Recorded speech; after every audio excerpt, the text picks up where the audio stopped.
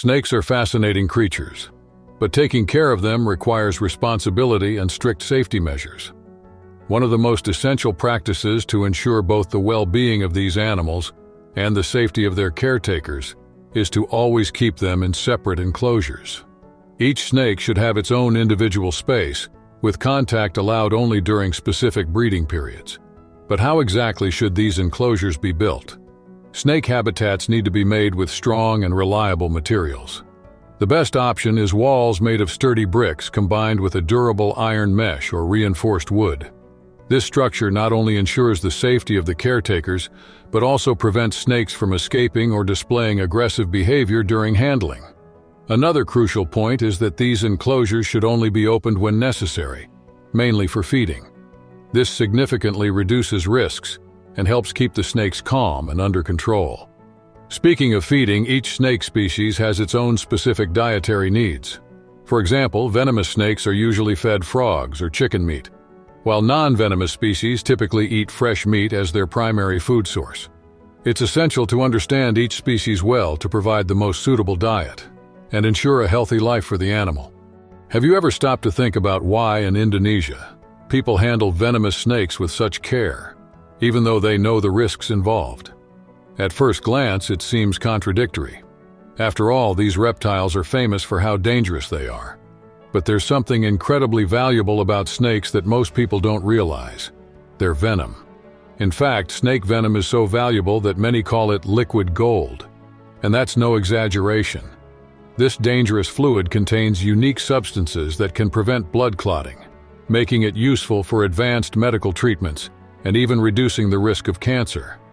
That's exactly why, despite the danger, in Indonesia and other parts of the world, there are experts who extract this venom with extreme caution.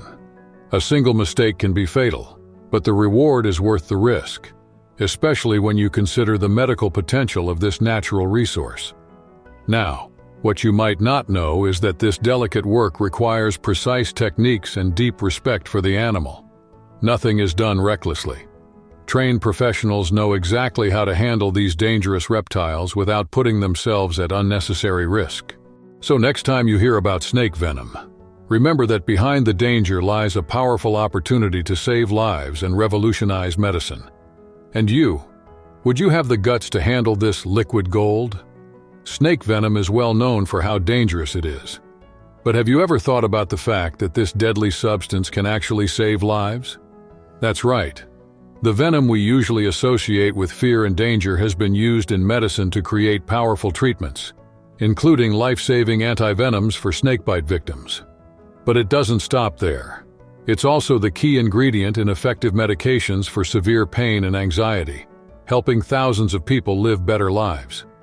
And it's not just snake venom that stands out. In Disakandiajo, a city known for its unique culture, there's a special market famous for preserving ancient traditions related to snakes. There, every part of the snake is used with skill and respect, showcasing the deep knowledge the locals have about these fascinating creatures. The highlight of this market? Snake meat. Besides its exotic and surprisingly unique flavor, it's packed with impressive nutritional benefits, rich in vitamins, protein, and essential minerals. That means it's not just a delicacy. It also strengthens the body, improves overall health, and even helps prevent diseases. So have you ever tried a treatment made from snake venom or maybe even tasted snake meat? Let us know in the comments. Have you ever thought about the fact that every year, over 10,000 tons of live snakes are consumed in Indonesia alone? It might sound surprising, but behind this number lies a massive market full of interesting details. Eating snake meat is a long-standing tradition in many parts of the country. But what most people don't know is how much care is required to make sure this meat reaches consumers safely. From capture to the final dish, the process is delicate and highly technical. As soon as the snakes arrive at processing facilities, they go through a meticulous method. Every step is carried out with surgical precision. First, different parts of the animal are carefully separated to ensure that only the best cuts are used.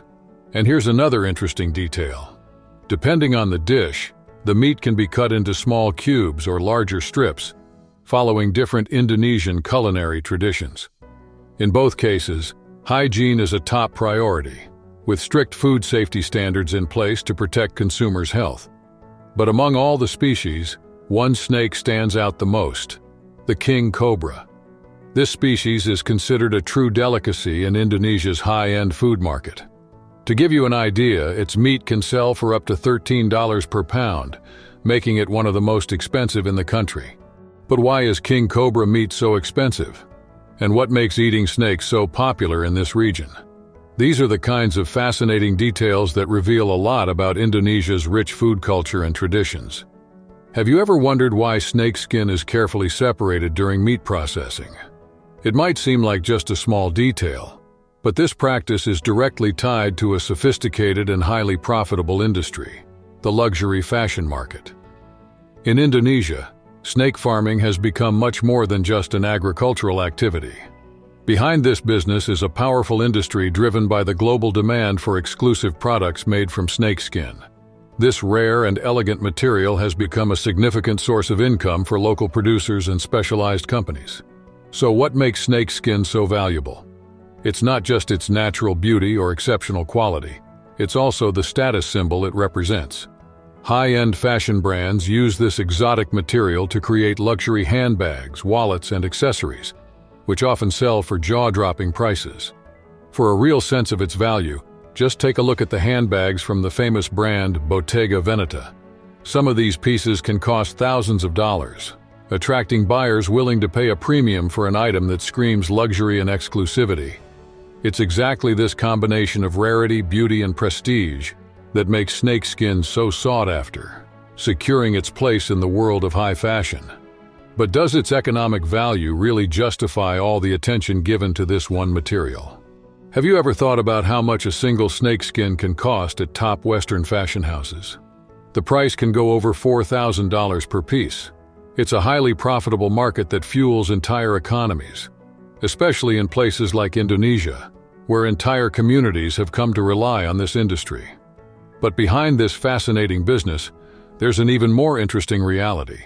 Over 175,000 people work daily in the breeding and handling of these snakes. For many Indonesian workers, this isn't just a job. It's a lifeline, helping them support their families and drive local development. Now here's something to think about. Does working so closely with potentially dangerous animals put these workers at too much risk? Or do the economic benefits make it all worth it? I want to hear your thoughts. Comment 1 inch if you think the danger is too great, or comment 0 inches if you believe the income from this industry outweighs the risks. If you like this content, don't forget to hit the like button and subscribe to the channel so you don't miss the next videos.